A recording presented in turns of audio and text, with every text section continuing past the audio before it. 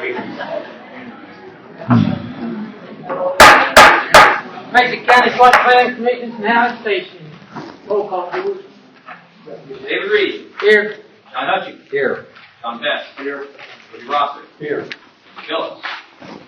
Gerald Woods. Here. Rick Lawrence. Here. Parker. Present. Parker, I'm here. Michael Clark. Here. Okay, next on the agenda is the election of officers. Okay, we usually do these in one slate. I made sure to look it up. It's David is the chairman, John is the vice chairman, Kirby is secretary. Do we have any motion? I'll make the motion if there's no opposition that you leave the members or the officers as stated. We have a motion. Do we have a second? All those in favor say aye. Aye.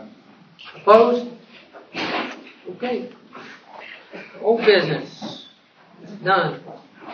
New business. Matter of record transcripts from the 12/3/25, 12/9, and 12/10 public hearings.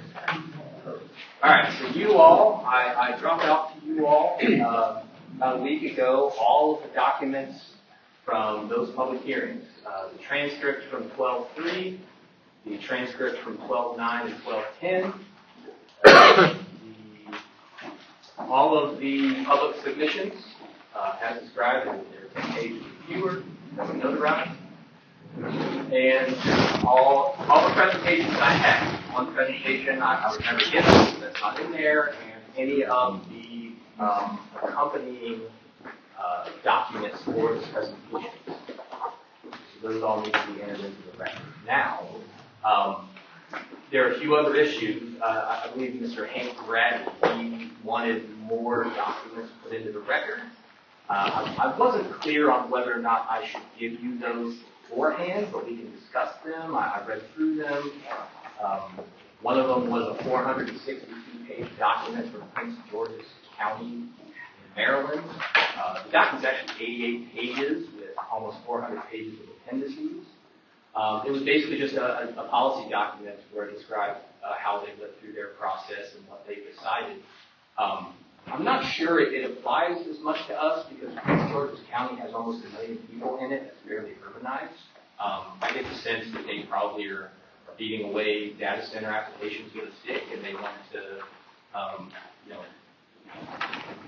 go through. They had a task force, which I'm not sure if that's something that we would ever do, because we have prescriptive zoning processes from the state. I don't know that Maryland does that.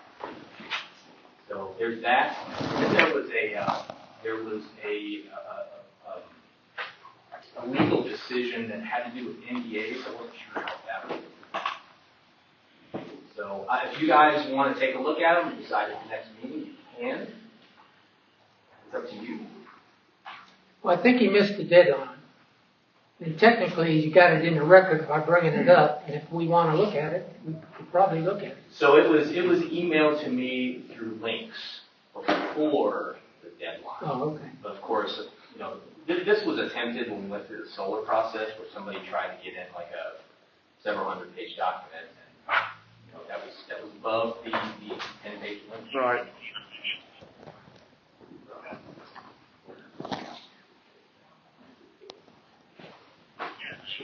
So is that it is conform with the rules? Correct.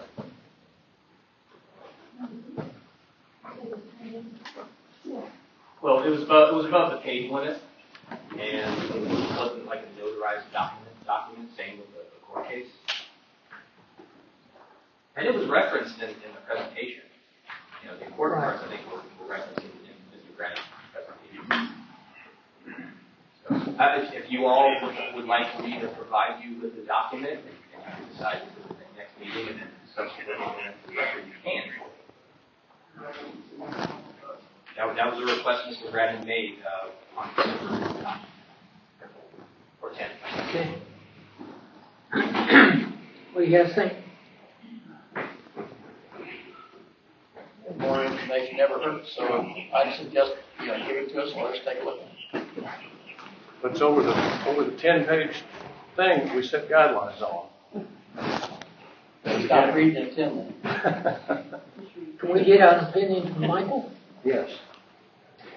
I think that you all set limits on what you were going to accept in the public hearing. And I think that if you make exceptions to those, you open yourself up to issues. If you've got a right to rule, this is what we're going to accept. You're well within your rights to do that. So I think that you can accept it, but I think if you do, you're potentially creating an issue on accepting some things that violate the rules, but not others. I withdraw my suggestion. Doesn't look like we're gonna. And we had another request today. The Kentucky Resources Council released a model ordinance for data centers, and there was a request that you all, it be given to you all. Does that fit the guidelines? I think it's a 20. I think it's somewhere between 15 and 20 pages. So why not share that? I'm sorry. Why not share it? How come we don't have it? I just got it today. Can we get it? Yeah, I can give it to you. I don't have copies. Sure, I understand. Because I didn't know if you guys were going to want to see it. If it fits the guidelines, then you got it in hand, I like it. I mean, Council, back to the previous topic, since they did have testimony in the meeting and did provide Mr.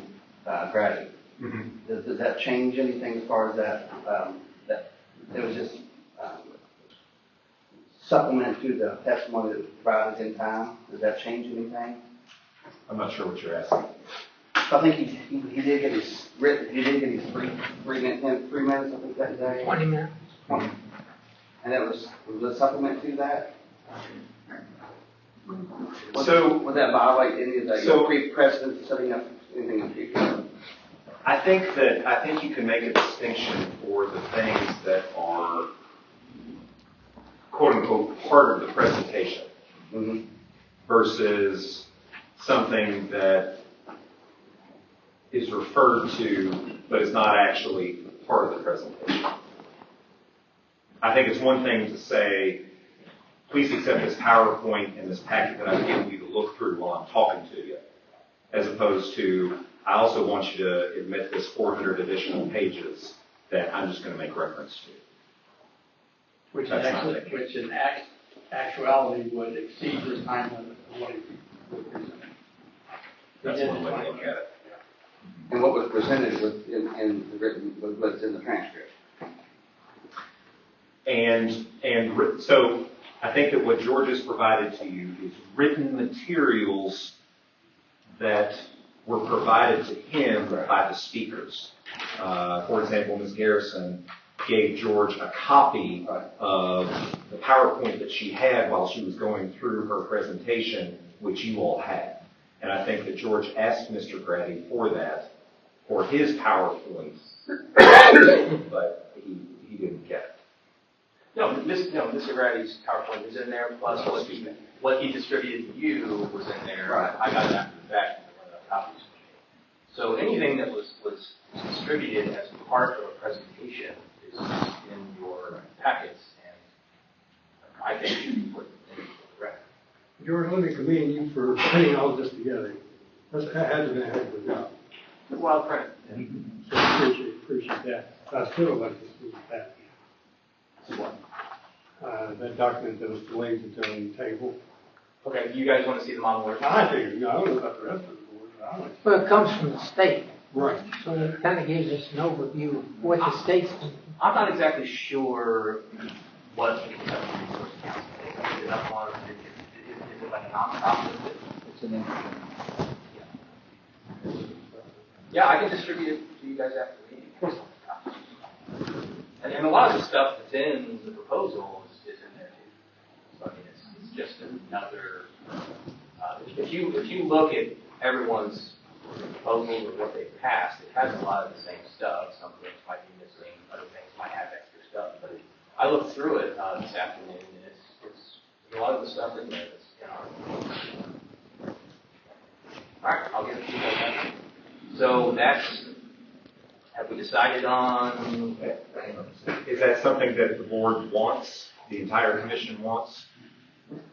Again, your legal opinion, can we accept that? Yeah.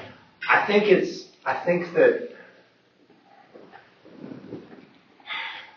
a close question, but I tend to lean towards, in this instance, if we're at the point, it's one thing to hear public comment and testimony at a public hearing regarding our draft ordinance. And I think that when it's a little closer to home, a state entity who's closer to home, I think that you all can take notice of it in considering our ordinance. I have an idea.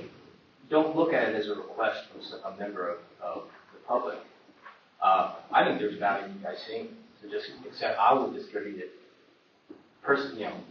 to you guys afterwards, and you guys can take a look at it. This isn't going to be this isn't going to be the only one of these. So I'll just do that. It won't be a request from the public. I'll just do that. Like I did with my staff reporters. You guys can take a look at that. It's a resource. Yeah, it's a resource. I think that's what I look at it for, some resources. It's there, it's not admitted to any record, it's just there. And if Michael thinks we should enter it into the record in subsequent meetings, we can do that. So you don't need a motion to send it out as a staff to the commission. But we do need a motion to enter everything into the record today that you want to enter into the record. Correct. So what's the pleasure of the planning commission? I can't make a motion. I don't, me personally, 480 some pages, I'm not interested. I may look at it on my own, but as far as being entered into the record, I think what we have here is we set the rules and we need to stay with the rules.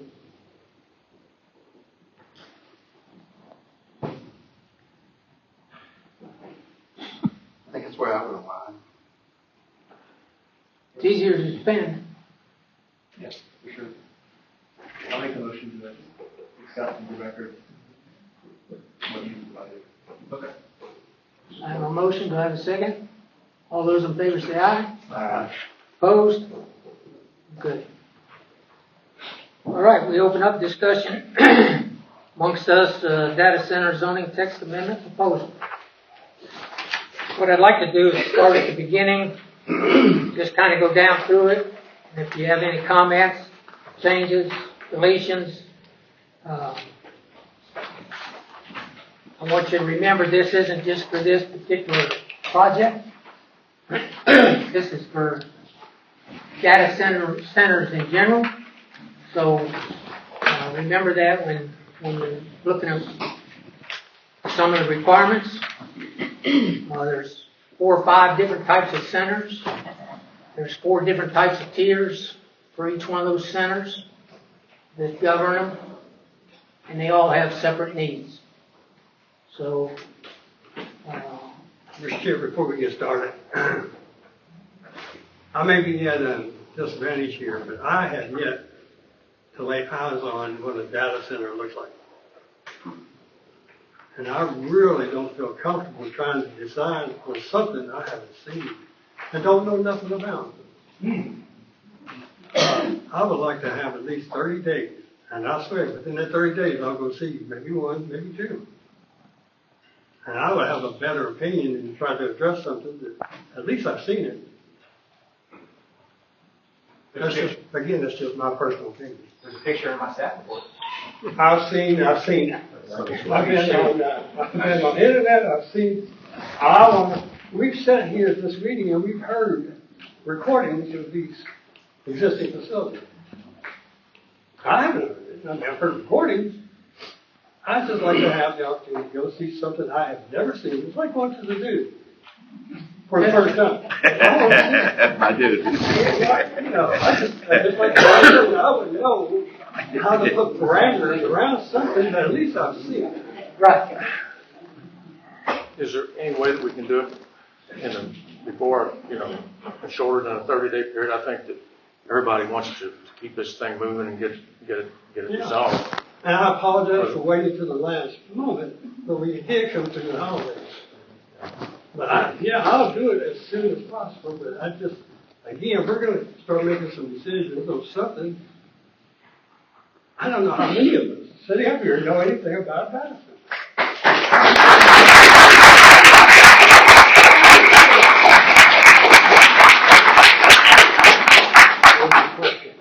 How would we organize a potential trip, or what Curtis is requesting? I mean, I can look into it. We did the same thing with solar stuff. I think you probably have to go in separate groups, so as for it to not constitute a secret meeting. So. That's something real quick. So I think that if that's something you all would want to do, that's something that could possibly be arranged, but it would have to be kind of, what did we do with solar? I think we took 3 vehicles and we split up the planning commission. Make 2 separate trips. Yeah, well, it was Yeah. all the same time. Yeah, it was the same day, but 2 separate trips. And where they're at right now, I don't know if you could do that in one day. I went to the one in Lancaster, and then it was only 45 minutes up to New Albany, and we went up and looked at that one too. So it'd be interesting to have a tour, kind of like what we did with the solar, because we was on the outside looking in. I mean, it was all secure and everything. So we was up close. The one at Lancaster, from my understanding, the first phase of it is operational. I did not hear any. A little bit of construction noise, and that was very minimal. There was a couple houses. I would say they were probably within the 250, 300 feet away from the fence line, but there was nobody home, so didn't get to talk to nobody there. But it's, I think it would do the board good to see it, because looking at this picture doesn't do it justice. When you're standing there looking at that building and the structures that's associated with that building, makes a bigger impact. The number of generator trailers that line both sides of that building is a lot. Just looking at what it would take to get the material in there and the equipment to build that thing on the road existing today would be challenging. The one in Lancaster sits on a piece of ground as flat as this table. The one in New Albany sits on the ground as flat as this table. And where we're proposing to have a few hills in. So it'd be kind of interesting to see how all that goes together. Couldn't determine if it was a closed system or open system. It looked like a bank of fans, a large bank of fans on one side of the building. But you could put your face against the fence. I mean, when we was on cameras, but you could get close. But it'd be interesting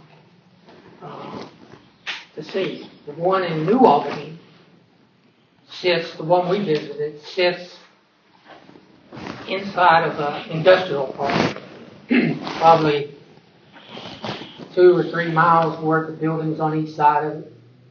Right across the street from it is a humongous Amazon distribution center, probably half as big or almost as big as the data center. Within a mile and a half, I'd say 2 at the most, was a exclusive housing area, talking 500 to $1 million homes. That's New Orleans. And, the biggest thing I've seen up there, of course, I don't know any of that was operational was the runoff. They needed to clean their streets pretty bad because they had quite a bit of mud on it. But it's unreal how many rolls of fiber optics and electrical cable would sit in a field to be pulled for that installation. So is that the will of the planning commission? Yeah, I'm not so certain that you can't, I mean, like you mentioned, this probably won't happen in one meeting, obviously, we're going to get through everything tonight, there can't be some type of concurrent path, we're still going through some edits, so we know. Right. We've heard hours and hours of testimony, there's probably some suggestions that we can have concurrent paths here. Yeah, I think you all could still have,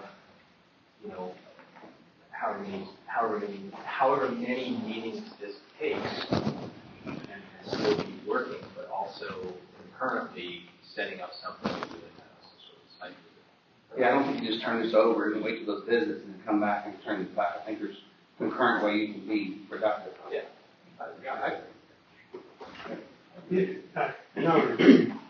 If what we find, if what we decide tonight, and we see something that says, oh man, we were dead wrong on this, we can come back and change You it. come back and change that, and after further. As long as what we Fine-tune do, everything. And I think, so there's only 4 of us that were here for the solar stuff. How many of these meetings did it take? Did it take maybe 3? 3 for sure. Yeah. So, yeah. I'm thinking we had our public hearing in November, and adopted the ordinance in May. Yeah. Yeah, something. But we didn't step on the gas immediately after the first meeting. So we only have one board member who's on solar, is that correct? John. David and John. But I think I came on midstream, so I was not part of the group that went to the site visit. Right, but the point I was making is that, this is going to take a few meetings. So, we might be able to do a site visit relatively quickly. So, you could stop it if you wanted to, or you guys can do some work tonight. Because I think some of the stuff I think some of you have some ideas as to what you want to see and changes you want to make. I think some of the discussion you have tonight, when you do go, you will broaden that discovery phase. And you have, but I do think, I think I would propose to do a concurrent path that, obviously nothing would happen tonight, and those who don't set that up, more time to come back and add more I agree. information. But I don't feel comfortable saying, let's just turn the papers over in 3 days and look at how it was and then from there. I think there's some work to be done, because that could be that much further behind. I would agree. The only thing that gives me a heartburn is if we were sitting and saying, hey, that field right there is where the data center is going to go. We can see it, we know where it's going. I think we could set parameters around it. But not knowing where this thing is going to go, and it's going to fit in this territory, to me, it gives me a lot of concern. We don't know how big the facility is. I asked the guy, he says, we're not allowed to tell. So we don't know the size, we don't know exactly where it's going, we know nothing. But I think what you have to keep in mind is the overarching point right now is you all are regulating data centers generally and not a particular project. Yeah. And so you've got to come up with a one-size-fits-all regulation based upon what you've heard and based upon everything that's been put into the record, materials that have been provided, and things that are in your understanding as members of the community. So you get that, and then we get the formal map of them request. That can go anywhere and nowhere. And that's a single day trip, though. It's not like it's an elongated trip. No, we went to 3 different sites one day. we went to Dublin or, in, New Albany and Lancaster. Lancaster's about 2.5 hours. It's 45 minutes up to New Albany and probably another 40 minutes around northern side of Columbus over to Dublin. The solar, the planning commission did it all one day. Yeah, there's no reason you couldn't. Yeah, I can't remember exactly what it was. It's not like one of the original or something. And now it's closer. Well, how do you all want to proceed? You want to deal with putting stuff into the, no, you already put stuff into the record.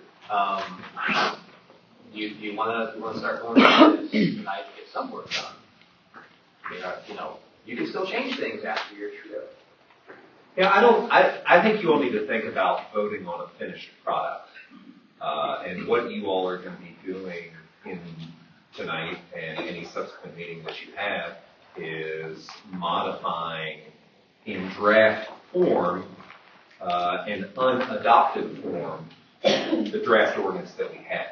You're not going to formally vote to accept it one way or the other until you all are satisfied, I think, with the finished product. And so you're not going to be bound by any kind of edit that you make tonight that's not. I think what we did in solar was you all voted in caucus that was just kind of coming up with revisions to the draft as you were working through them. And then there was a final vote with a completed Final draft based upon edits you all had made in your work sessions. And this may or may not concern you for the solar stuff. Even after the planning commission made its recommendation, the city modified it slightly to include some things. So I mean, that could happen too. Yeah.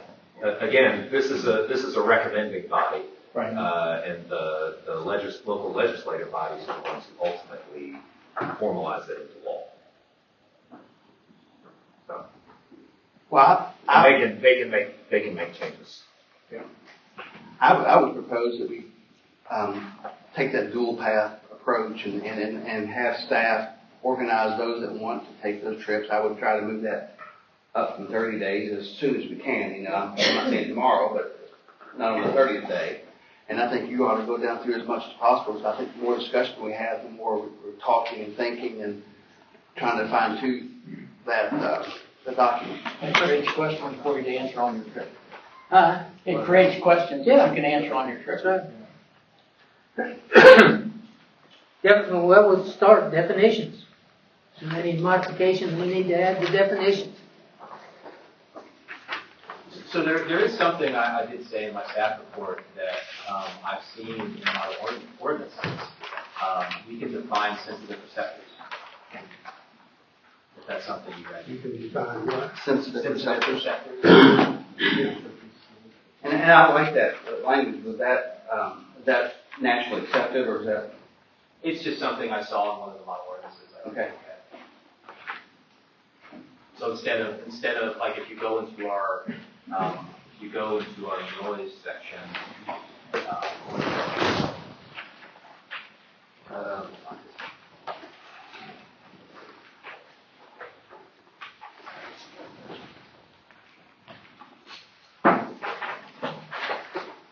so you know, it says residence, school, place of worship. You would just replace all that with sensitive receptors. With what? Sensitive receptors. Receptors? Receptors. We should probably.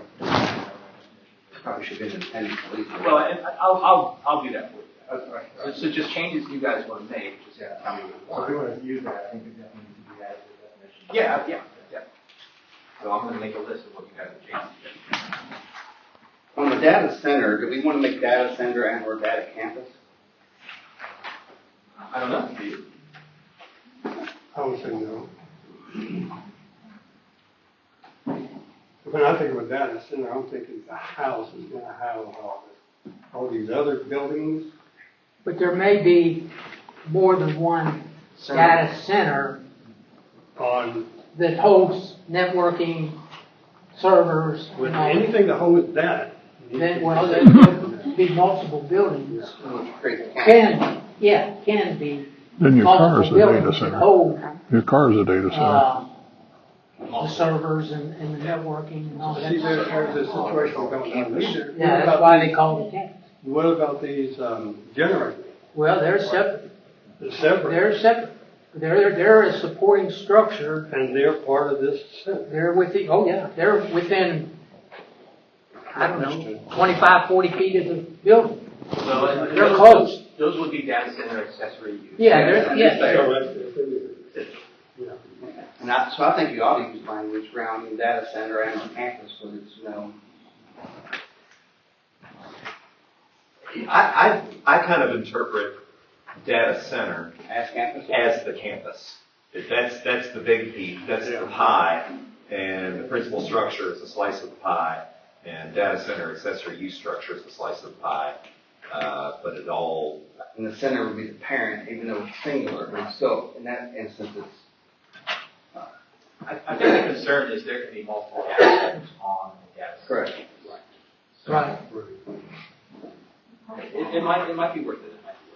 At Lancaster, they're in phase 2. They're starting phase 2 up there. They got one huge building, multiple buildings.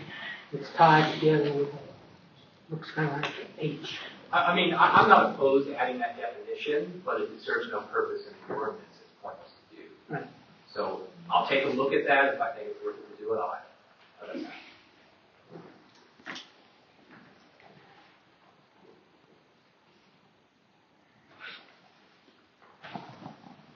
What else?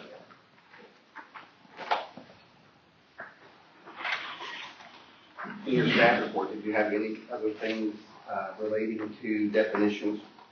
I don't think so.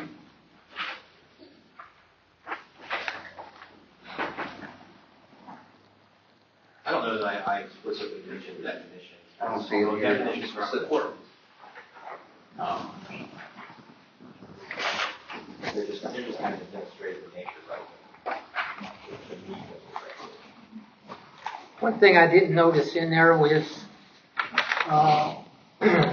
what they're going to fuel the generators with is a provision for fuel storage. How much fuel and what kind of barriers that they provide, that kind of stuff. That's not in the accessory use structure list. I was thinking fuel storage thing would be regulated by. Well, it would be, but Yeah, it's not listed in the accessory structure. You know, I mean, yeah, if you put a fuel storage system in, you gotta have a structure around it. Generally speaking, I don't remember the exact definition, Kentucky's exact definition of structure. But generally speaking, it's anything that exists that's permanently attached to the ground. So anything that they have there that meets that definition is going to be considered structure. But I'll add it to A that. permanent structure or ancillary? What, structure to structure? And a structure involves, we're talking about setbacks and variances. It means anything that's attached to the structure. Parking lot? No, structure On has the ground? yeah, it's not a structure. It's just flat on the ground.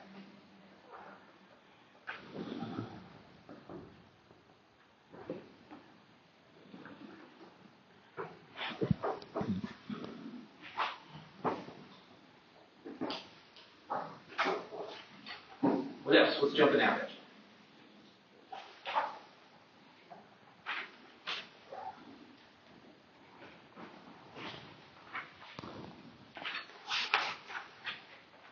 We're still in definitions. Yeah. You want to talk about the permitted zoning districts? Okay. Is that go further down? That's the next item. Can we go to the next item? Yeah. If we're done with definition. Uh-huh. Still on page 1. Guys are located within the shall be allowed only in I-3. Yeah, want to include more. It would make it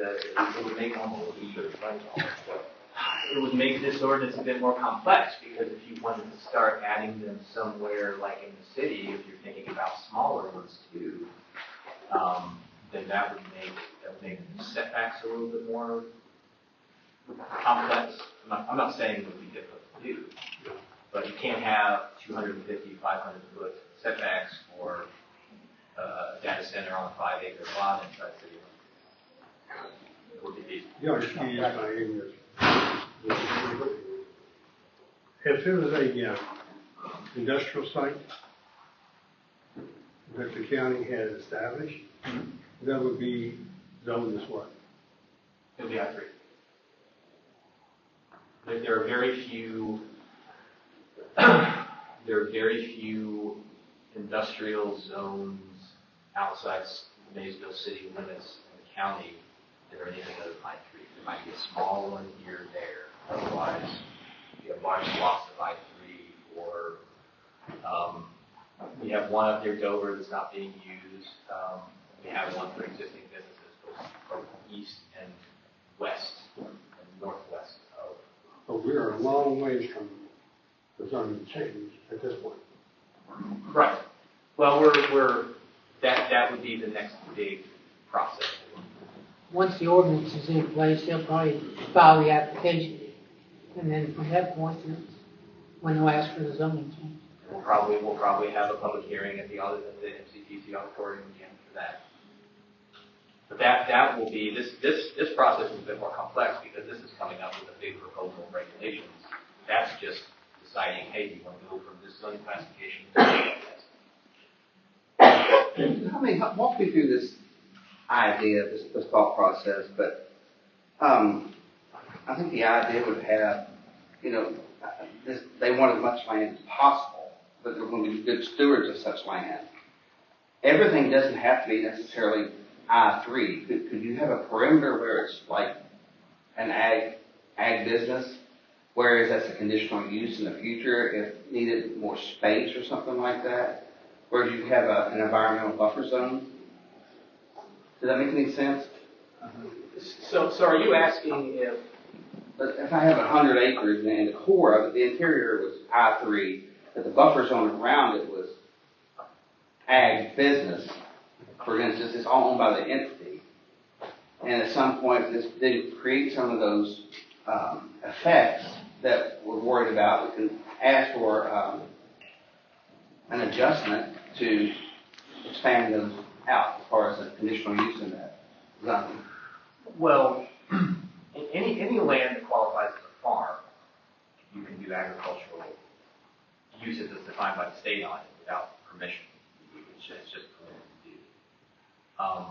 So if you're asking if there was a data center that was put out in a rural area and it didn't take up a majority of the land that they purchased, you're asking if the empty land could be. No, I'm asking if we allow an ag business,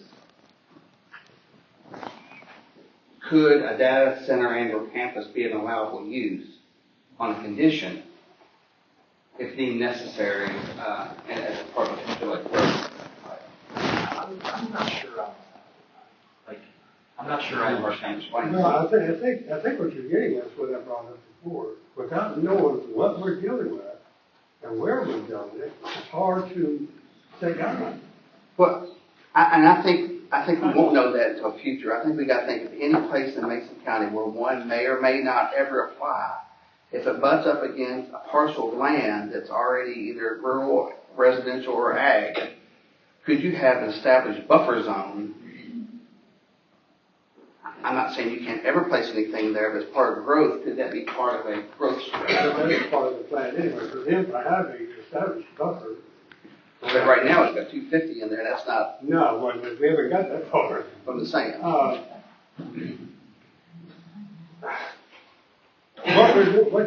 What they're asking for is that we consider changing ag to rural. What we're going to do is create an industrial park. Right. To That's fit your guidelines. That's exactly what you're doing. You're going to take ag to it, make it. We're going to make an industrial park out here in this rural area. That's right. So I thought something struck me in what I believe it was. Are you an engineer, sir? Yes. Yes, the engineer. I believe something that, I didn't mean to make you stand up, I'm sorry, I just wanted to confirm that's exactly what you were. A point that he made that I thought was, I think it kind of gets to the heart of the matter, is, you know, we've got competing interests that as I heard from the public, you've got concern about prime farmland, preserving prime farmland, and you've got concern about building something like this around neighbors who don't necessarily want it there, and so they want big setbacks. Those are competing interests. Okay? Because if you're concerned about preserving prime farmland, then you want this to be as small as possible. But I think this developer is not going to be interested in, from what I've gathered, this developer is not going to be interested in building a data center on 100 acres. Okay? So if this is going to be feasible, it's got to be of a sufficient size. And so if it's going to be a sufficient size, it's going to be substantial. And so then, if you also want to take care of making the setbacks bigger, well, that means that they're going to have even more acreage. So the fine tuning is going to be, if this is going to be a feasible thing, that rub between appropriate setbacks and preserving farmland. Does that make sense? Yeah. And that's where the detail, the devil is in the detail. Well, it's not ours, per se. We didn't make that. These people made that because they wanted, when we did this 2-year study, developing this comprehensive plan, that's what came back in this document. That those areas will be protected.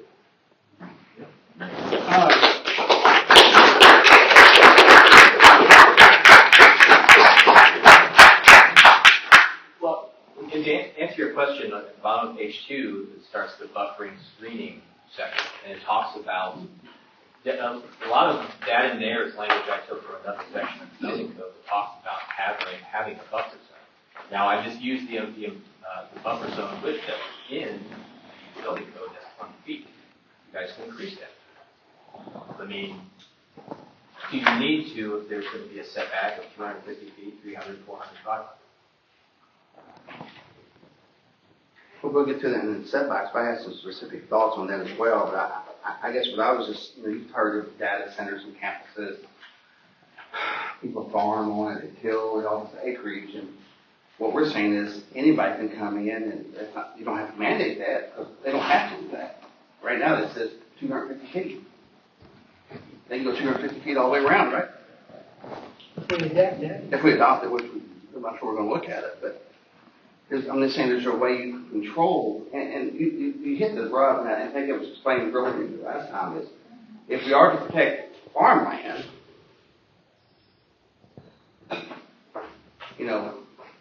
more setbacks will take more. I got a question too, George.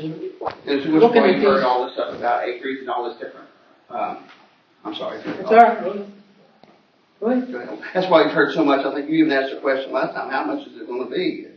2, 4, 6, 8, and I think, well, right now it's this, but it all changes the math based upon It does, what based the on setback. what we decide here. So if we satisfy the setbacks, everyone, that's a lot better than it increases the land grab. That's right. The other question I have is, if we change this to I-3 and we add whatever restrictions in for data centers, does that now apply to everybody that builds in I-3? Yes. Say that again. Whatever we decide I-3 is going to be for a data center, if those restrictions are greater than what's existing there now, does that mean anybody that builds in I-3 has to meet those new, Only if they build data centers. only if they build Specific to a that. data center. These are specific to that lane. For that definition. Yeah. Okay. So I-3 is still possible. So steel mill was, Anybody looking to do something else, this would Crypto mining, does that cover crypto mining, data center? probably. Should be worded that way. It should be. That might need to go into the definition. This only applies to data centers. These, well, I think Well, it it's is. pretty general. Yeah. It's pretty general. I would consider that as the administrative officer. I would consider that part. If you've got a property used primarily for the storage, management, processing, and transmission of digital data, which houses computer or network equipment, systems, servers, appliances, and/or other associated components related to digital data operation. That's pretty broad. You don't- playing devil's advocate, why are we requiring stricter restrictions on data centers over anybody else in I-3? You could have a stamping machine, or a stamping company come in and hammer stuff out 24/7. It would have to get through the zoning process. Well, I realize that. They fall under I-3. They fall under I-3. And if they met all of I-3, Well, they would have to convince you all that they should go there rather than just locating it. Which is an argument people would make for data centers. what And stops I people from think coming probably- in I mean, what, if you meet all the qualifications in I-3, and you want to build there, and you require the necessary permits, what are we going to do about it? Well, yeah, you can't, but that's why I think I can only think of one location where there is I-3 just waiting to be developed. That's up to your builder. Otherwise, it's being used, and that's why. What's the one on 11? The one. Corner of 11 and the double A. We changed that several years ago. That's heavy industrial. Heavy industrial. Yeah, you're talking about the north, like Right. northwestern corner. Heavy industrial. That's industrial park 4.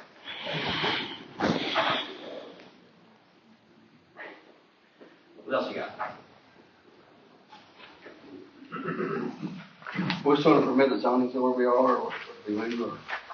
Well, we can just highlight it and come back to all that stuff as we got other questions. You wanted to talk about setbacks.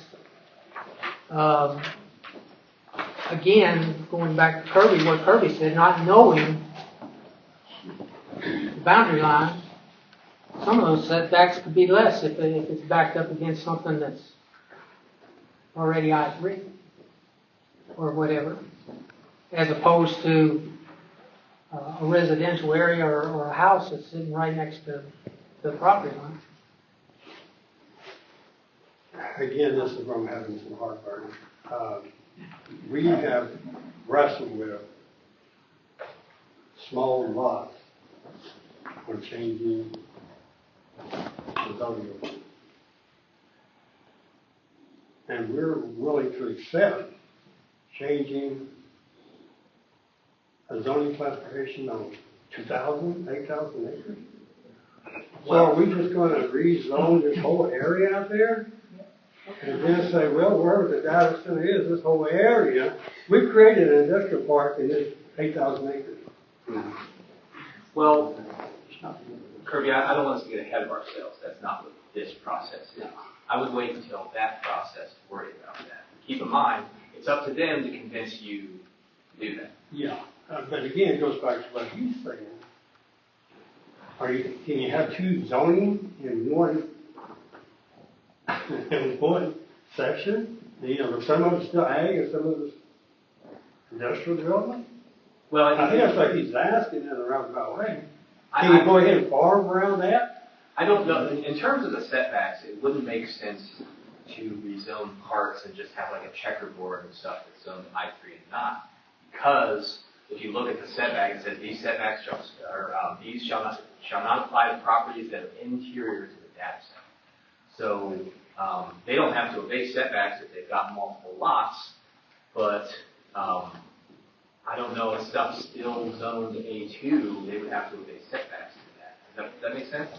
If they wanted to lease the land out to let somebody farm it, But that's their business. yes, their business, and they can do that, as long as it obeys all of the rules for a farm. I understand that. Please, I'm not, only thing I'm trying to do is say, if we had a building that says it's gonna fit here, we can rezone it.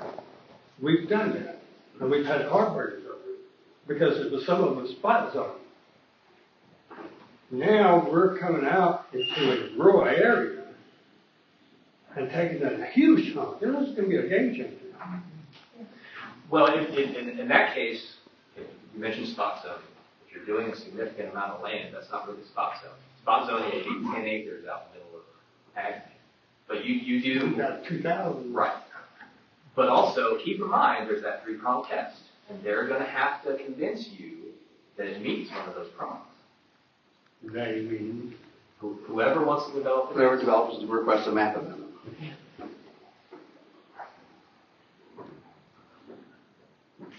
You know, when you talk about setbacks, I think it struck me that, you know, this is one ordinance to rule them all type of a deal. We don't know what it's going to look like. You know, maybe 2 years we're talking about the other side of the county or something like that. And the 250, if you pick that up and drop it different places in the county, it looks different.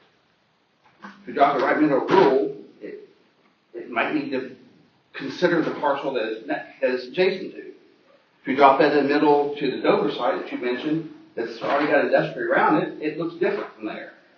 And I really think we need to consider the ordinance that has some thought process about either what the parcel is next to.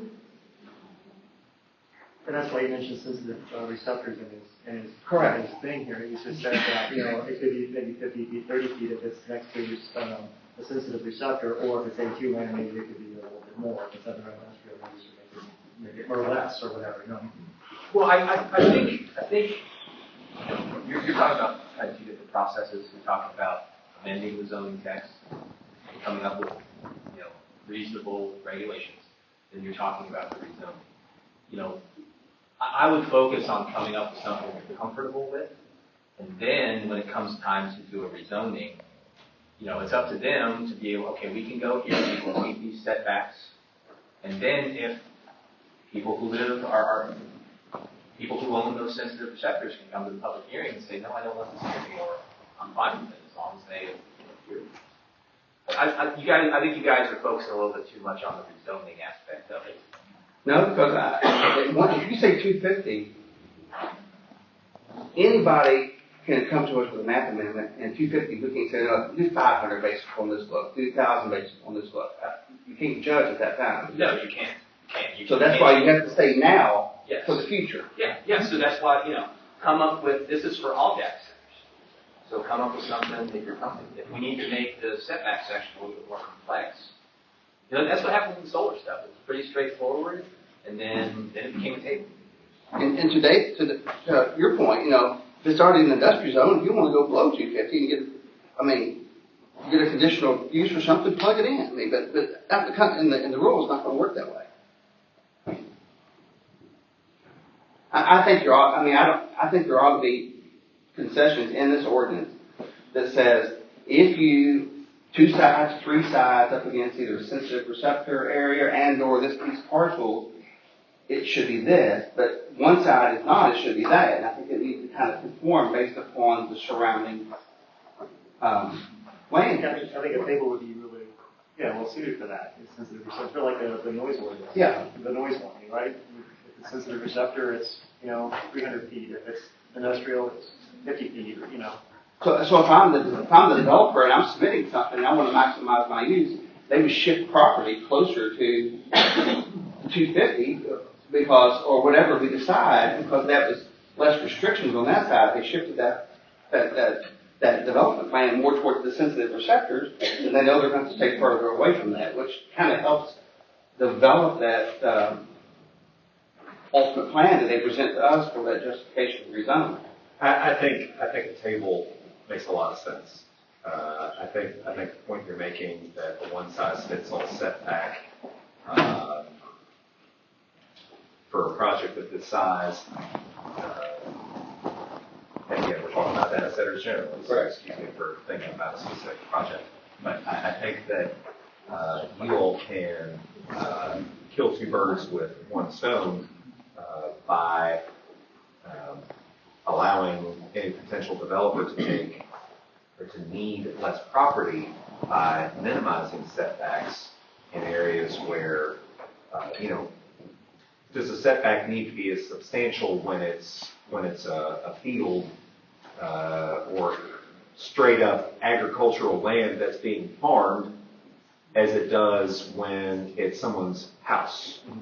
And I think it makes a whole lot more sense if it requires substantial setback insofar as the house is concerned, as opposed to other industrial land or other land that is not occupied by residents or a sensitive receptor. What if you were to specify 250-foot normal to 500-foot when it comes to housing, hospitals, schools, be specific in what the greater setback has to be? And that's what that one That's ordinance the is. receptor was. And that's what we want to turn it around so that they can cite it where it needs to be. Let's spell it out in English so everybody understands it versus numbers. But I certainly, But I think you hit exactly what I was understanding. I certainly don't think that you can say 250 and just. Oh, no, I agree. And we're talking about not specific projects. I'm talking about Maysville County. If we're going to allow this ever to be considered, the ordinance has to be done now, so we can't change that in the future. I think it should be based upon either a map or what those neighborhood parcels look like. And I think it gives developers a fuel to say, you know what, if we're going here, we need to be very cautious of the northern edge because of that those parcels and shifting in certain ways, potentially. Okay. I figured you guys would make it more complex to setbacks, but But I think that it makes sense. I mean, the three major houses, hospitals, schools, those are three major impact areas. and churches. It's a pretty. I haven't looked at this.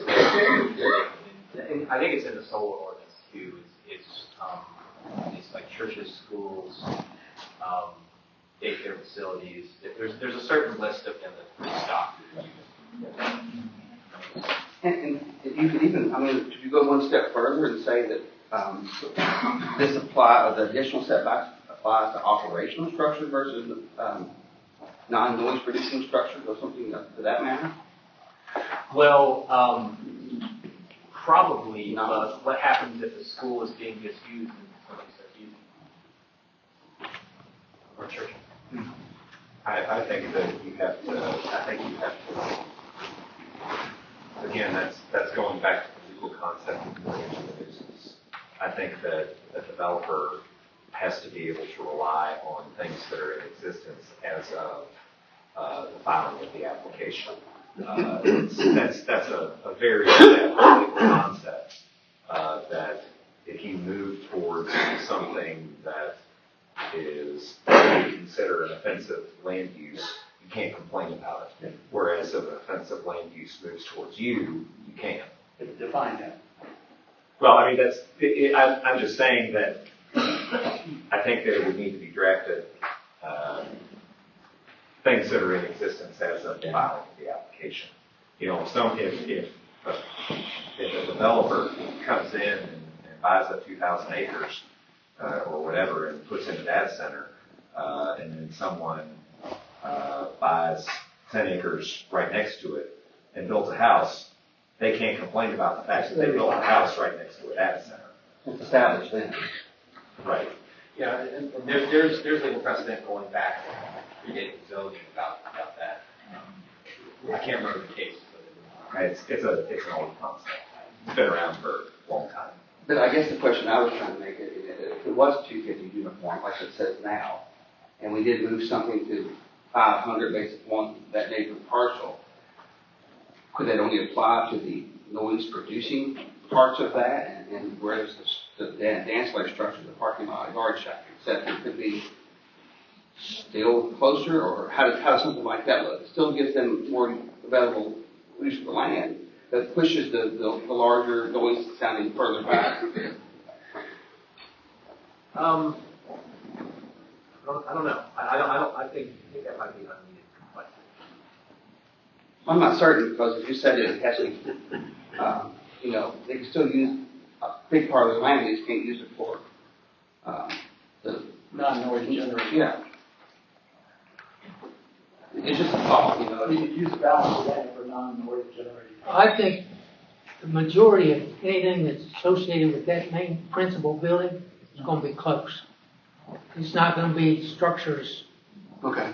expanded way out, because design, material, they're gonna keep it. Everything we looked at is close to I think that that's what same Mr. building. Shaw said. Yeah, And for security too, they don't want. yeah, sensitive stuff it's, right there. anything we looked at, everything's pretty close to the main structure. We're in agreement. Now, what are those, additional setbacks? I think that what we did with solar was, that was something that the commission voted on in caucus, and the numbers were left blank, and you all just, the commission voted on them on a line-by-line basis as we were working through the ordinance. So what we could do is George could just, we can modify the text to add those different classifications and just leave it at 250, and you all vote in caucus to amend them line by line. And that's something you all can hash out in session. That's what we did. I'll structure it and you guys decide. But I think, so the idea is we will have potential different setbacks based upon neighboring land parcels. Right. Right. And I think as long as we have that, you can provide some verbiage and that we can. I think we're in agreement. Structural height, Structure height, I just pulled this from the zoning ordinance, I3 gets 75 feet. that doesn't apply to anything on top of the roofs. Towers. There is an exception for things like towers and steeples and ACs and stuff. Yeah. So I was reading that out today applies to where, anybody. cooling units, that kind of stuff can be above, and said it's just for structure. Yeah, structures that, as a matter of fact, I can read the definition of the exception for you. It says, these height limitations shall not apply to church spires, belfries, cupolas, or domes not used for human habitation, but chimneys, ventilators, skylights, water tanks, parapet walls, cornices, radio or television towers, and necessary mechanical appurtenances, usually carried above the roof level, provided that such features are limited to that height necessary for the proper function. We're talking approximately 3 stories, and then the towers are above that if you require. Well, I can't vouch for how tall, how many stories this is. I'm just 75 feet. Pretty cool. Not like going to a skyscraper, right? That's right. So we don't have major concern there? I'm sorry to bring that up again, but I think that, again, height is, it's where that building is placed and what section it's placed in has a lot of different sight lines. 75 foot is, 75 foot is pretty much 75 feet, right? Yep. But if you put it down, on the river on that side, and no one's looking at that type of thing, if you put it on top of a ridge or put it in the bottom of a valley, 75 feet has a different look. Did I see on the frequently asked questions that these ISA office spaces will be constructed with 1 or 2 story buildings, or, I just don't know. Is 75 foot best practice if you've seen across ordinances, or seems like it's a little high? That I don't know, I just picked what was standard for right here. I feel like 75 feet is high. 75 feet, just as a comparison, would that be like the primary plus building down in McDowell? That's 3 stories out there. But you're probably under the 75 feet. As an example. Another thing to take into consideration, though, again, the taller you let them make the building, the less space they need. And I think that's actually one of the things that one of the members of the public brought up. Go up, during not the out. hearings. And why would you make it more restrictive for this and not for you?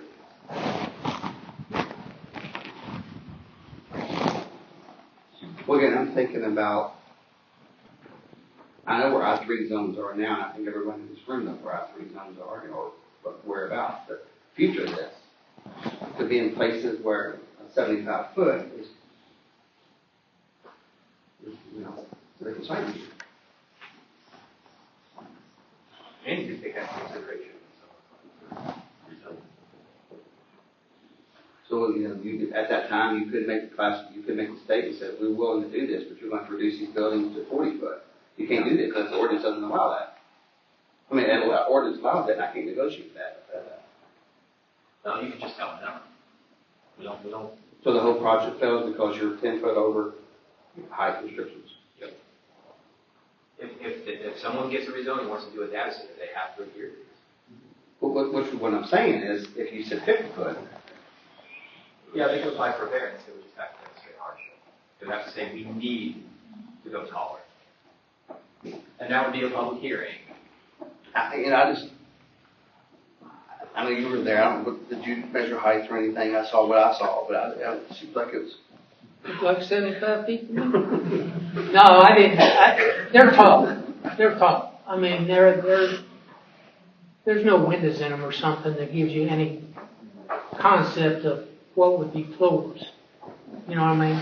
Equivalent to I mean, that's expert opinion. If we think that that's the right height. I didn't see anything in Lancaster that was greater than 75 foot high. No, I didn't either. So, I mean, and that out in Lancaster, it was out in an open field. So, scale, it didn't look as tall as if you was looking out that window of the building 75 feet next to it. If you had a setback from your boundary, where that height would that alleviate some of your concern about the area? If you had it, a 700.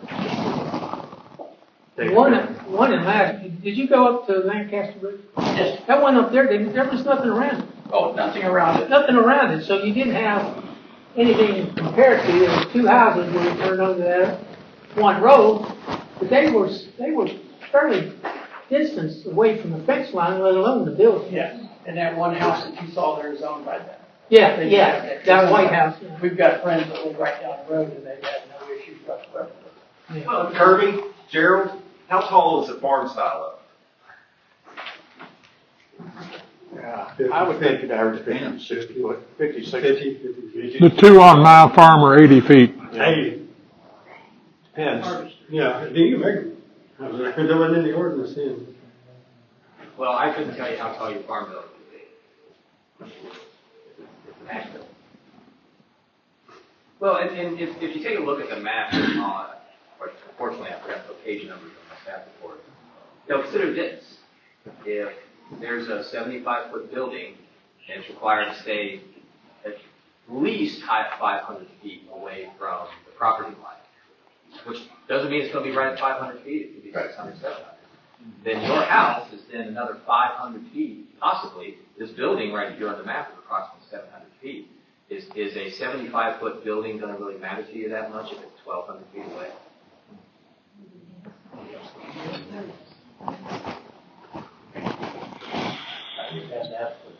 When something considered, and you guys can change it. I just picked what was already. Right, that's already in the ordinance. But that's also not to exceed. Right, Yeah, so it could be a lot lower. could be less. And I know the data center that's been rumored and talked about is talking about, 1 or 2 story buildings. But as we mentioned, I think Ms. Garrison brought it up at the testimony, you could have data campuses that are taller than wide. You could literally have a 75-foot, 300-foot building. It would be allowed in the ordinance. You could, but once you start going further up, it gets a lot more expensive to create. I think it's a lot I'm more not worried expensive. about that until you could. You could, but I don't know that they go that tall. Of course, I'm not. It doesn't matter what we would allow, because it's in the ordinance. Yeah, it would be possible to go up to 75 feet. Doesn't mean they can, doesn't mean they will, but, and anybody else who develops in I-3 could go up to 75 feet. The point I'm trying to make is I think you make a good point about the scale. The farther you go back, it's a little smaller it looks, and I think that needs to be in consideration. A 75-foot building in a already neighboring industrial zone looks different than a 75-foot building next to a rural residential zone. I think as long as we get one part right, the other one looks better, but I think I should make a note that should be brought into consideration, and I think as people make those trips, they need to look at heights and views and. Well, I think that's the thing, part of that I think we discussion. use that as a placeholder, and once we make the trip, and we need to come back, we can revisit it. Next. Parking. Parking, I don't remember what the rule is, but it's, Well, you gotta have so many parking spaces for employees and visitors. it's just it conforms to what we already. Might as well build more than it. 75-foot parking garage. Now that would be prohibited. Lighting. Lighting, we have a pretty extensive lighting section in the zoning code.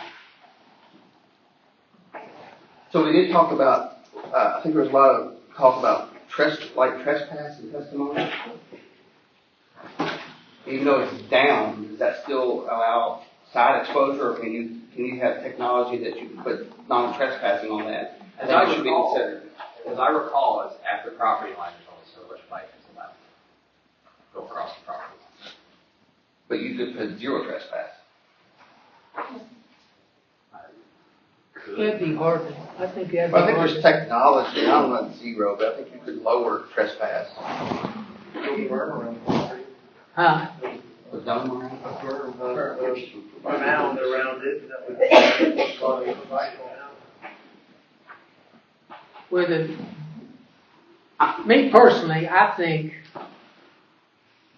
there'll be more problems during construction than after construction. I think once it's built, they get everything aimed where they want it, you'll have less problems with light intrusion than during construction. I think because there's a lot of activity going on, and I don't know how they work up there, whether they work 24/7 or not. But if they're working at night, there's a lot of light that needs to be around for safety reasons. So I would think, however long this project lasts, is going to improve light-wise more so than once it's built and up in operation. And there's also buffering and screening. I mean, there are light regulations and then also buffering and screening. I mean, we get light blow out where we live.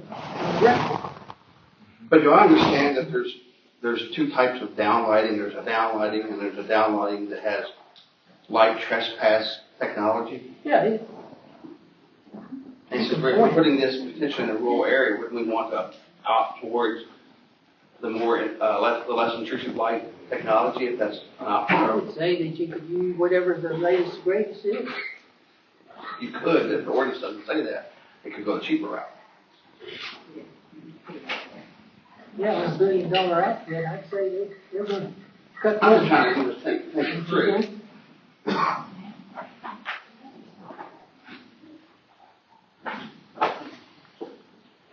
So I think my recommendation, George, is I don't know if there's any way you could, I don't know if you could strengthen that, but I heard a lot of testimonies about lights, kind of like, you got, put one bonfire in the middle of the field, you don't see it as much, you have 100 bonfires.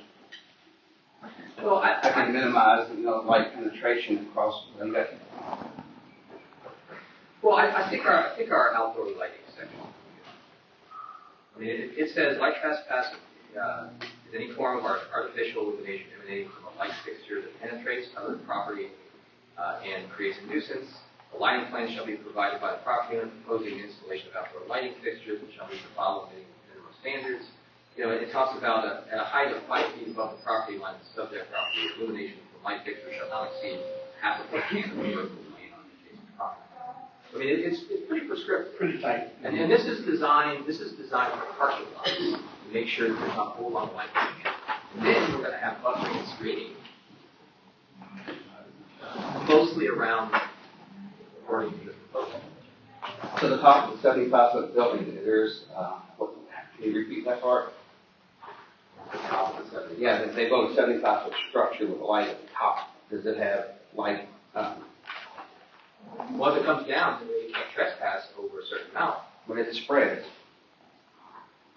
Well, standing at the property line, it can't be more than a half a foot candle in a vertical plane. There you go. Yeah. So, I mean, have you guys read the applicant?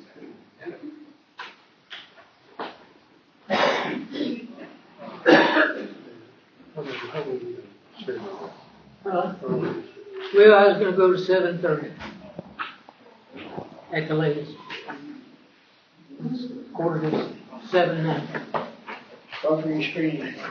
Yeah. For this, I used a lot of the language in the section. Basically, in the section, anytime think a business or industrial use that joins single-family zone property or a property with single-family dwelling on it is required to have a lot of this language in it. Now, I mean, the 20 feet in width buffer zone, you can increase that. But I mean, if you got 20 feet of pretty fairly dense vegetation, you need to increase that. I didn't, of course, they might not have it in their ordinance. I didn't see no buffering up at Lancaster. Fence, no buffering. Well, and you know, I think there's a provision in here. But they're still building. Yeah. So they may come back and add trees over there where those two houses are sitting, and you know. And of course, what was the setting of it? If it's adjoining other industrial land or commercial land. Lancaster's not. Well, it faces across to another commercial facility. It's a warehouse type environment. On down the road, yeah. So you know, again, you could have buffering definitely take hold when there's a sensitive receptor on the property, when a business or commercial or industrial land use, then not have it. Because what does that business or industrial land use care if they're next to gas? Yeah, if you're out on open ground somewhere.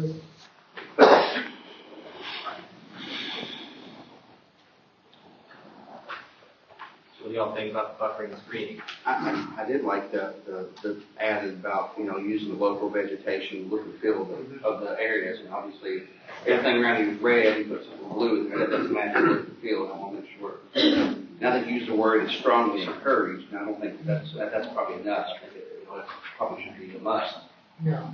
Well, I think, I think Mr. Shaw brought up, and it wasn't just his document, there were two other names attached to it, that this is something I don't think that this proposal does. It doesn't give credit for existing buffering that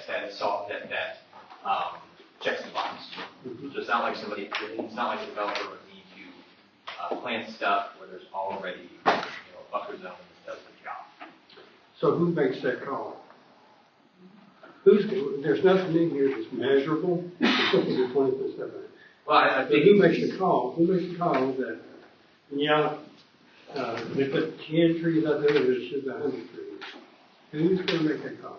Well, I think that would be part of their site plan that staff would probably take a look at for you and give you their. Yeah. That'll be their opinion. Eventually, who's going to make the call? The buffer is good enough. Well, these regulations would give the minimum requirements. Until you get a complaint from a neighbor. So I think at the very end, there's not sure if I guess what I'm saying is, shouldn't it? And maybe we're getting too far down in the weeds, but shouldn't we say, well, you're going to have shrub planting every Well, it would be. 20 feet apart. There also needs to be a little bit of language in there, I'm not sure if it's in there, I don't recall. It needs to be maintained too. Yeah. So if there's a complaint, I mean, I guess I would contact them and go take a look and go through the same process that I would go through if there was some zoning infraction that I needed to process. But, I mean, I actually think you're right, there needs to be a process. We did this with solar, there was a complaint process that we put in. Yeah, if I was a neighbor, I would want, you know, they may think no 5 trees is good enough. For George, I think you get us something good there. Obviously, the site plan would include buffers and based upon this vegetation, putting the wall, putting the vegetation on the outside and the gate on, the fence on the inside, so you couldn't see that. But if it wasn't maintained, or if it wasn't for the site plan, you would have reason to go back and say, this is out of line. Yeah, you need to redress this. Well, that goes to another question. The trees are all died, but the water department today, you can see right through.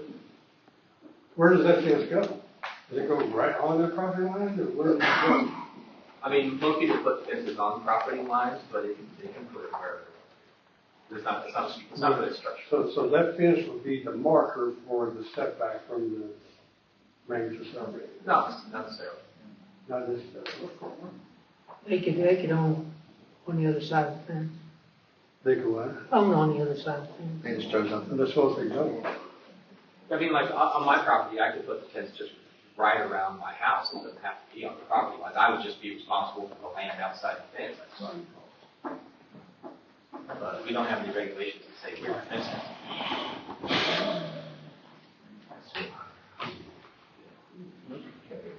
Well, there are regulations about what kind of fence can be where. Straighten him out, will you? I think you should include in there about maintaining Oh, yes, yeah. and add that and then. Yeah. But to Kirby's part, is staff making that recommendation? You think that vegetation and or planting is sufficient enough for the convert? You said, I don't know, if it's 5 trees or 10 trees or 50. Well, I mean, What do you say? It's 8%, one is 8% for an entire year. right, so they would have, as part of their, any developers, part of their site plan, they would have to say, this is what we're going to do, and it should fulfill this requirement. Well, this says clearly, the owner and operator of data centers shall have an affirmative continuing duty to ensure that all governing and screening standards and requirements are maintained on a respectful and operating basis.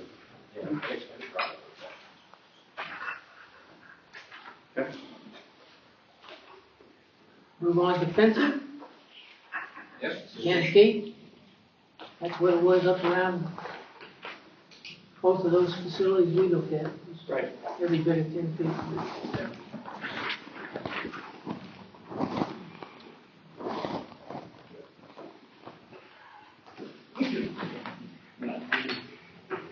Anything else on that? Security? Noise?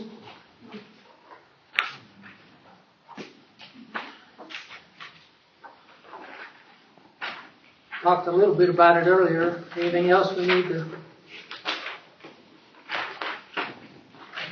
Well, I'm going to add the definition for sensitive receptors, and that'll change some of the language because that'll change from resident school to wastewater. And if you can find the structure of the table, I grabbed that from the city's noise ordinance. The county doesn't have any noise regulations because most of the county's agricultural and can't help farmers be quiet. Well, you can. If it's related to an agricultural use. George, did I read this correctly, but in Frost Brown Todd rebuttal, did they change the resident school place of worship decibel from 50 to 55? They actually went more strict? If that's the case, then I definitely think that we are.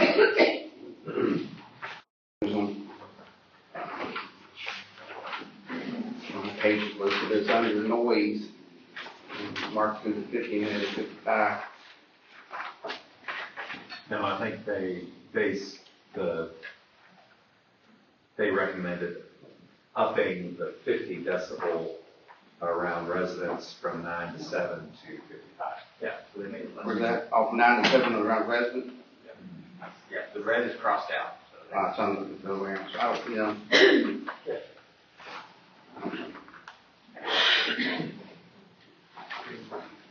And I think I took those numbers from the cities. You know, I made the point in my staff report that distance does quite a bit to mitigate noise. Now, of course, again, it says there's a laboratory conditions. It doesn't account for topography, it doesn't account for vegetation, screening, buffering, it doesn't account for wind. If we make adjustments based on the neighborhood parcel, that'll even increase some of that. Well, I mean, we need to keep in mind this is for any place. But like I said, I don't think industry will care. I think residents will care. Right. And it will help with that. If you set that further back, part of those. Yes. Yes. Yeah, and that's what we do. And that's why I ripped it from the city's noise ordinance. It's based on the perceived, industrial is not going to care, commercial is not going to care. But sensitive receptors probably will.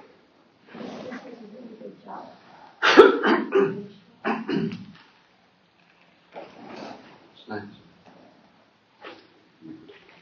Any other concerns? Now, I will say, that the Kimberly Board recommendations, they did recommend, why don't you just combine the noise analysis and the noise section? I don't see a problem with that. And there are a few small tweaks that they recommend, most of them are good tweaks. So probably, when I come up with another draft, I'll probably incorporate those, and I'll show you what I changed. I'll have a marked up thing showing what I moved, what I added. So, I hope I'm smart enough to do that. Now, wasn't there some language in there about testing of generators during the daytime and not nighttime? yeah, they mentioned something about that because we didn't have anything. I don't think we had anything in there. They recommended having something, testing generators, talking about when you can do it, how long you can do I it. think we should look at that. Yeah, I do. How often you can do it as well. I mean, if you have a choice when they test generators, test it during the daytime, not during the nighttime. I think you have a choice of when you can do it, but I think if I remember from ours, warranty states if you want to maintain warranty, it's got to run X amount of minutes. And we only ran ours in reduced mode. We never had ours, I've never heard ours running full capacity in our office. Now, the ones on the boat, that's a different story. Well, I'm just saying that if you could do that in the daytime hours versus nighttime hours, I think would make more sense. And much of that is to charge the battery backup. Mm-hmm. Well, it's just for maintenance, mainly to circulate the oil, the water, see if there's any hiccups in the operation. I mean, the noise still could exceed something, but I also think you have an opportunity for the right conditions, the right weather, to do that. The one that we had to work automatically kicked on and kicked off. I think There was nobody come in and did anything unless it registered back with them that there was a problem. I think the Kentucky Resource Council, I think their model is talking about stipulating that between 12 and 5. And I don't know, I didn't hear one run there enclosed in a trailer or container type facility, and they got a muffler on probably as big as this, bigger than this table. They're huge mufflers. So I don't know anything about what I'm getting ready to say, but I understand there's different types of generators. There's type of tier 4 generators that. Everything right now new, you're going to run tier 4 generator. And do we mandate that the quietest and the most efficient and those types of things? I think you set limits on noise, when you can do it, how long you can do it. They make the choice of it. And I don't know that they have a choice on what tier they're running if they're new generator. I think government mandates you got to run a tier 4 generator. And go ahead. And that meets certain regulations and Yeah, I mean, you know, the list of requirements, it has to be within these bounds. I don't think this planning commission should get into the weeds and telling exactly what kind of equipment. So if you're saying they chose tier 1 generators and they were putting enough concrete around where it didn't make. They can't do tier 1. I'm just saying, yeah. as long as- They don't sell tier 1. Or 2, 3, whatever they sold. I'm telling you, if Or you're they- putting new, you're putting tier 4. Well, that's right. As long as it satisfies the requirements, then they can use the generator. The sound is required, but not what they choose to use. Right. And if they can mitigate the sound to meet those requirements, you're saying we shouldn't get in the weeds as far as dictating what tools they use. Or, No, variances are for dimensional block. okay. Well, for a sound, it's usually for locations and such, but I don't know if variances apply for sound. I mean, that is a dimensional block. Well, you know, testing's one thing. But if there's an outage, Yes. and there's 100 or 150 of them things running at full capacity, that's a different. That's gonna be, and That's we a don't have different any system. stipulations on that. Well, they still have to shoot their noise response. Yes. Oh, yeah, they're not gonna run them generators anymore. They have to. I hope. Right. Like I But said, you're saying if all hundreds going on. If we have a blackout here, a snowstorm, ice storm, electric goes out in county, and those generators kick on, we don't have any fix. We're not gonna tell them they're gonna shut them off. We can tell them. But they're out of compliance at that point. Well, I think there's some provision in there for emergency. There's provision in there for emergency or outages. I mean, it's gonna happen. It's gonna happen. They're gonna run at some point in time. They're gonna run. Yeah. I forget when the ice storm hit, but when it did, we were out. And those things are gonna be running. I mean, that's something everybody's just gonna have to be prepared for. Because like I said, even if they're out of order, they're just gonna tell them. They're gonna cut the generators out. I'd like to see who's gonna visit that.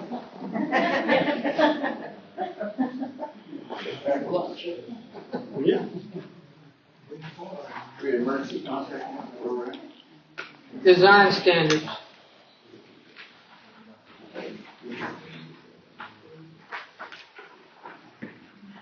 I think it was mentioned last time about, the particular one that you're looking at, it should be closed with the time, right? But did we get in the weeds and any future one comes to town is closed with, where we don't have to worry about the water component of that? no, I think you should stipulate, like a water and wastewater management plan, and that would be stipulated in that. Or they'll stipulate what their plans are. In other words, the one went to the Dover site, and I don't think it's, water's right there. But one went on top of the hill, water may not be there, you might look at that water plan that you mentioned. I think they gotta address all of it. You're talking about runoff water from the parking lots and the buildings to what they use to cool. And there's a whole gamut of stuff that would be in that water. Yeah, it would be part of the utility plan to do that. Okay.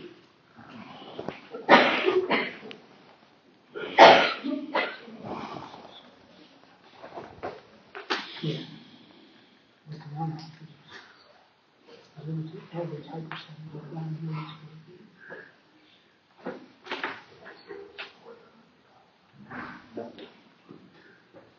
You got anything for design standards? And you might have something for design standards after you look at that model. I think so too. I think that's, looking at those buildings will generate some more questions. And for like the development plan, utility plan, environmental impact assessment, community impact analysis, all those, it's not something you guys are really approving necessarily. It's just a checkbox. And when I grabbed that stuff from model ordinances, I was thinking about the major subdivision process. When someone's going through a major subdivision, either in the city or the county, which involves subdividing a certain amount of land into parcels, or that involves infrastructure, public infrastructure like roadways and lighting, I'm the last signature on the record plat. Everybody else signs off on it. Water, sewer, roads, et cetera, et cetera. So really, you're just saying we want you to go through this and get all this stuff together, then bring it all to us, and then you check, okay, you did that, you did that, you did that, you did that. Boom. Does that make sense? Mm-hmm. But you know, as long as it's ministerial, as long as it checks all the boxes, then they get the big check for that. It's not like you guys, well, I don't like this. No, you're not getting it. It'll involve a certain amount of relevant staff, you know, from city and county staff looking at it and saying, yeah, we're okay. Well, I would think that utility companies and different companies would be, when they submit that plan, that they're meeting that plan. Right, and East so Kentucky's going to make sure that's something that that their wiring and all that's right. the way it needs to be. And right, and Andy Shaw said it's partnerships with all these different entities to make it possible for, you know, they're going to be doing the work and making sure they're part of it. It's just like the major subdivision is whoever wants to get a permit to develop one of these. After there's a rezoning, then we did all this stuff. Here's our plan. We know how our electricity's, we know what our water's going to be. We know all this stuff. This is what we're going to do with wastewater. We've done all this stuff. We've made a deal with the local government. This is what they're going to get out of it. Meaning the people are going to get out of it. So it's just check boxes. And federal compliance issues that we check it off.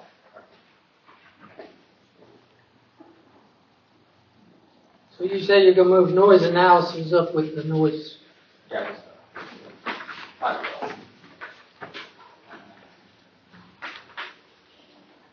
What else you got? Utility plan next. Oh, there is one thing I wanted to add. Yeah, I was. So let's assume that there's going to be let's assume there might be a data center developed in a rural area. What fire department is going to serve? There's fire. So I think there might need to be a new section that talks about emergency response. I don't know that this facility is going to use batteries, but that's another thing, and battery storage and response to issues there.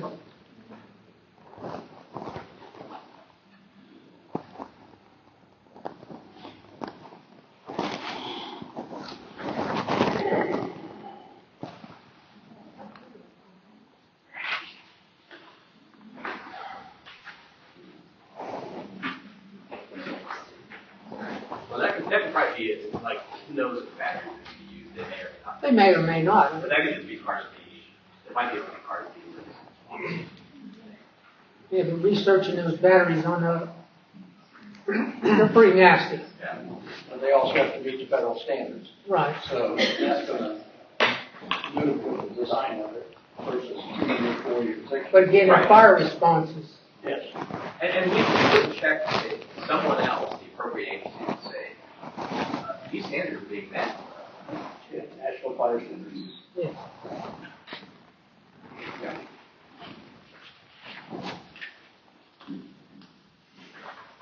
George, could we like back up or can we back up the development plan? Sure. It says that the plan shall be submitted for review and approved by the planning commission, which is not so bad, prior to the construction of any data center. Well, is that 10 days prior, 30 days prior, 2 months prior? How long is that prior? Yeah, I don't know. Sounds stipulated. Because, I mean, city and county staff need to look at it and report back to you guys. That's check mark. And it won't move until you approve it. Yeah, until you guys approve. So it sits there until we do. So it should be relatively swift, I think. Yep.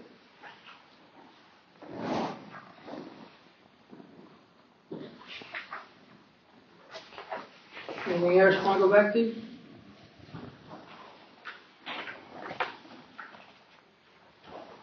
Environmental impact assessment.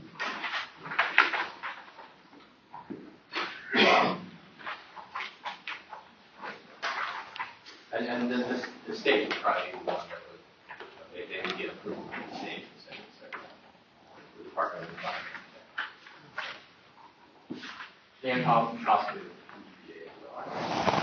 I don't know, I go back again, I think construction's gonna be more important than once the final facility. Yeah, once the dust settles. Yeah, because there's gonna be a lot of activity, a lot of material moved in there.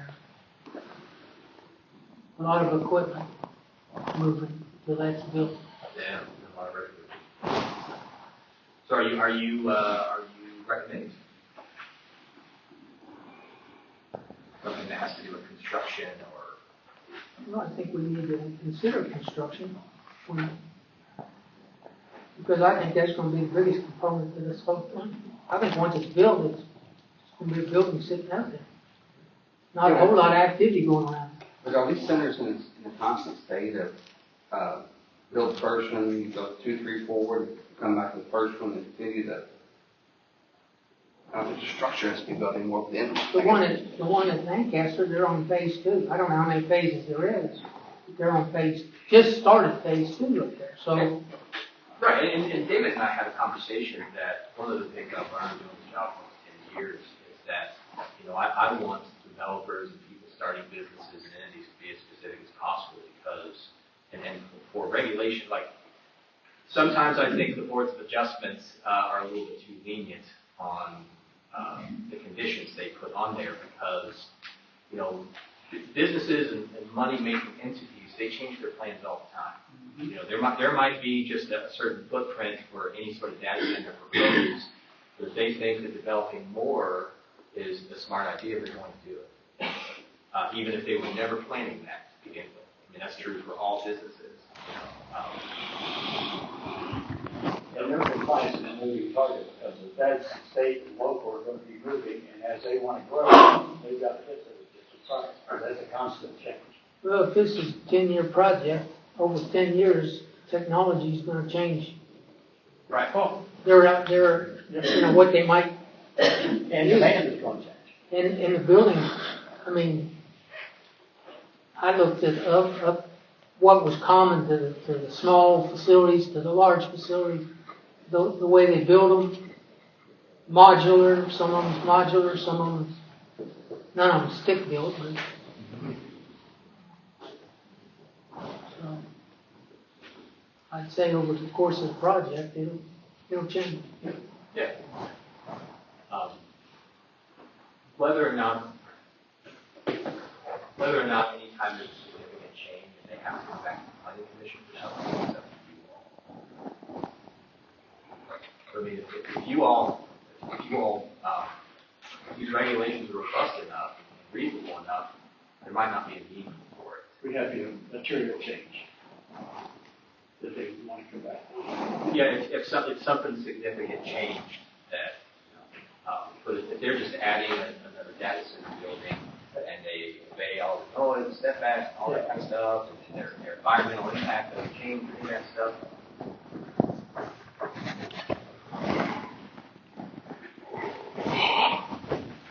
Anything else? For some reason or another, you pulled out air pollution, which is good. But nowhere in here do we address water pollution. That would be, Probably. I mean, water is mentioned in the utility permit, but I'm not sure if it's. And you're really detailed on the air pollution. Page 7.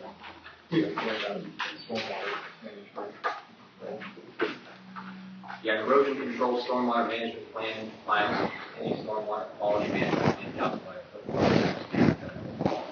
Right, that's in there, the quality of the water. I mean, you're pretty detailed on your air pollution, what you're going to allow or what you're going to look for. What about water pollution? I mean, to me, that That would be probably a state or federal EPA standard. I But again, it's not in here, it's not in our guidelines. Well, I think put a caveat in where they have to abide by all state and federal regulations. Well, when air pollution fit into that too. So I'm saying ruled out air pollution, but there's nothing there about water pollution. Well, but I think that if they're doing something that's violative of federal law, But we don't know. it's not this body's job to prosecute. Right, well, is it ours to prosecute air pollution? Well, again, if they're violating federal law, I think But that, it's in here, that's the only thing I'm saying, it's in here, it's documented. It's talking about air pollution in there, but don't talk about water Water pollution. Okay. So it should be, It's not in here. if we're gonna include air pollution, we should Remove air include, pollution or air water. water. yeah. It's a I solid, misunderstood your point. it's a solid, we all assume, but it's not in there. If it's not there, it don't exist. The joke was made that if a data center pulled water from the Ohio River, then anything they did to it and put back in would probably be cleaner than what they took. That's what we're hearing, but where's the guarantee of that? Let me see the data. And if they draw some groundwater, is it gonna be the same way? We don't know. So You're right, and it wouldn't be up to us to monitor it. But they gotta get water from somewhere. If they close the loop, it's gotta start from somewhere.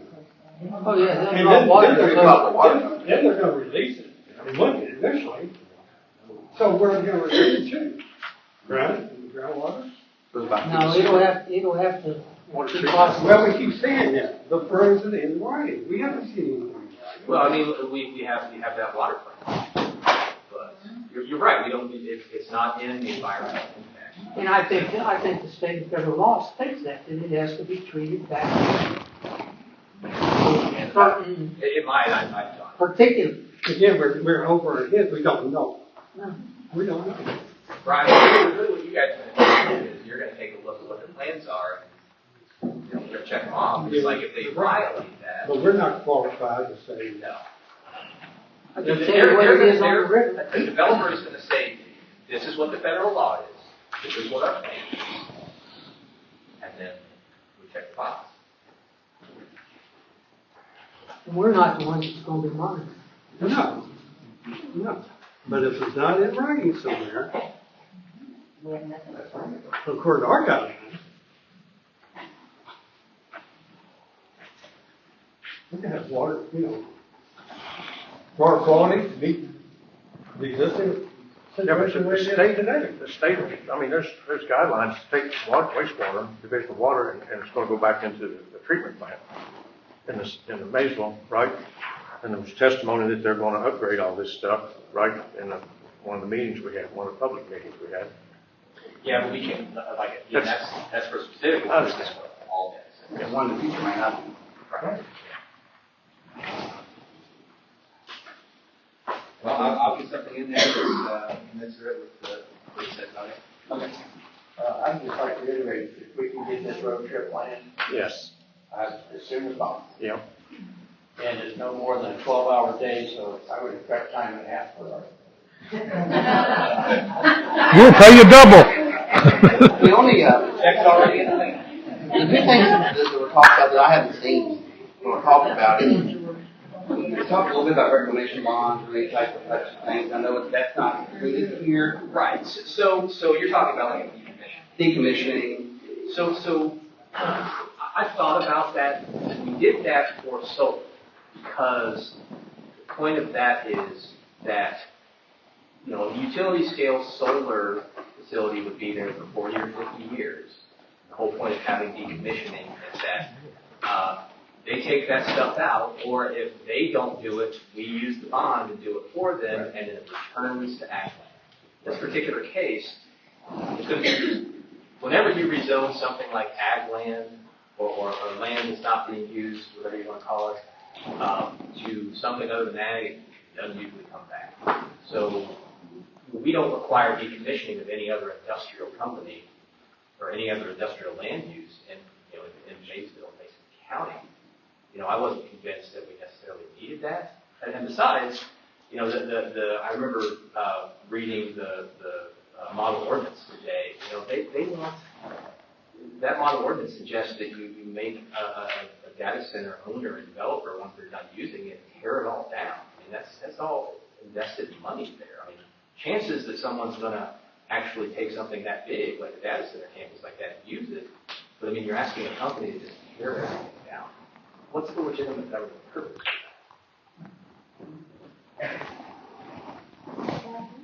I guess another way of looking at it is if a factory wanted to locate in Mason County, would you require them to say, okay, and once you shut down, you've got to tear it all down?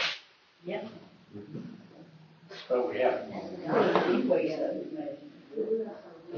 Yeah. We brought that to And if there's equipment in there, it's in there. It's in a controlled environment. I mean, Yeah, so I guess that, I know that was brought up in testimony and it was talked about. I see both sides. I just don't know what the best practice for that is. There are other instances that have made you think, if you read and dug deeper, it made you change your mind on that opinion. I don't know any data centers that have been abandoned. But they're short lived. I mean, this is the data centers have been around for 50 years. True. I mean, technology and things are there. I'm just thinking, you know, and it goes back to the point earlier, once you rezone 2,000 acres, typically doesn't come back. Oh, yeah. Talks about that, you know, some of the, you mentioned spot zoning, I'm talking about the perimeter zoning, some of that, you have a little bit of room, like we didn't quite go all the way on that one, and those types of things, we don't know what long-term effect necessarily is. I didn't know any best practices or any other case studies that said that there is decommissioning or. I didn't find any. I mean, it's in some model ordinances, but I don't know. I never read it. Good answers to why. Like I said, you require other industrial companies, land uses to just be. I mean, you want them there in case somebody else is going to use them. So you're saying that, you know, car manufacturer X wanted in the same vein, we wouldn't be having the same discussion. Right. Because I mean, you know, they still own. They're still going to own that, and hopefully, maybe either use it again or sell it.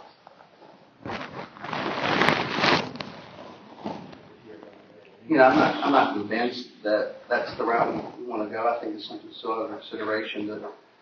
This is a one shot through. So Yeah. we got plenty of time to. And the only other thing that I add on that I have read and saw it, and I'm, for lack of better terms, essentially like a good neighbor clause.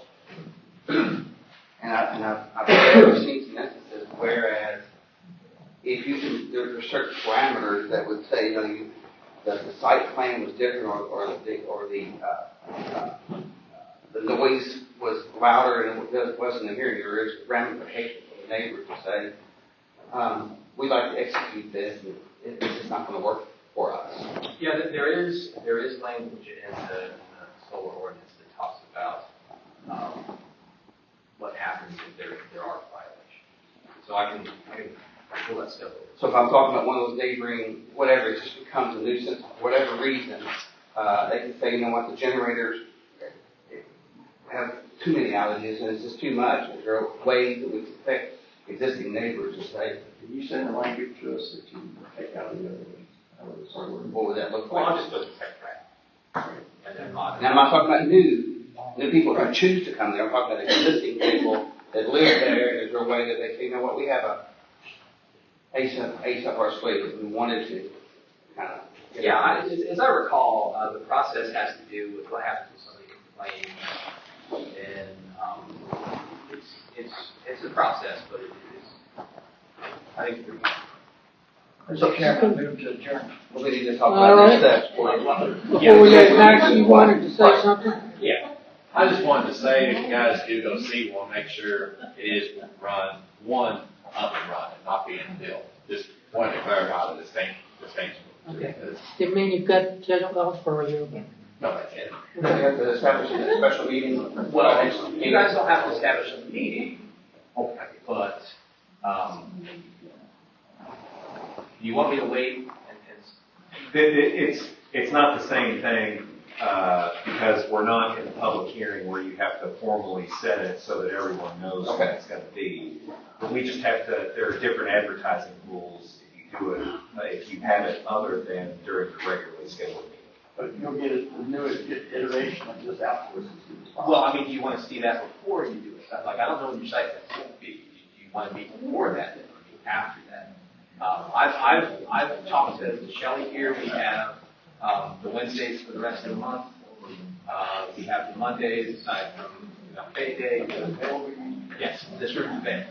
So when do you guys want to meet? Do you want a certain threshold to you want to just schedule a meeting for 2 weeks from today and see where we are?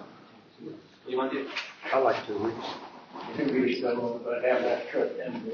Down Before west. that 2 weeks. Well, we'll try to, yeah. That's why I'm saying you guys don't have to make a decision yet. It's just, there might not be any point in coming back and talking to you guys. And I can't guarantee you that we'll get that. Let's take it 2 weeks and then we'll plan to go. And I'll work on what you guys want me to work on between now and then. On our trip, are we going to go, all of us, the same day? No, well, We have to do 3 separate trips. Gotta go, we can't have a quorum. Okay, So well, it'd be, Wait, just in different Well, vehicles. we did with the solar stuff, we all went in Yeah. one day, we were 3 different, like, vans or trucks. And then there was no discussion about anything, and everybody kind of toured it on their own. are we going to meet with anybody at one of these places, or are we just going to walk around ourselves? It'll depend on what we can, it depends on whether you can get in or not. Because it's all fenced, it's guarded. It's, Yeah, you well, know, I mean- I don't know how they, I was looking at some offer tours. yeah. Some offer tours, I don't I'm sure not know, gonna hop over a security. I ain't either. 'Cause I'm sure somebody got it done. I mean, there's such a thing as we, So you want to just basically say that in 2 weeks from today, we'll have a meeting. I'll at least have these changes made. you send that back to us, we can review it prior to this. Right. You guys want that digital copy? You want physical copies? Digital's fine. This is fine. Okay. What I'll do is because some of y'all live in the county and the postal service likes to send your packages in that first. Well, what I'll do is I'll give you digital copies and I'll have printed copies at me. That'd be the 21st? Yeah. Today's the 7th, so that'd be, yeah.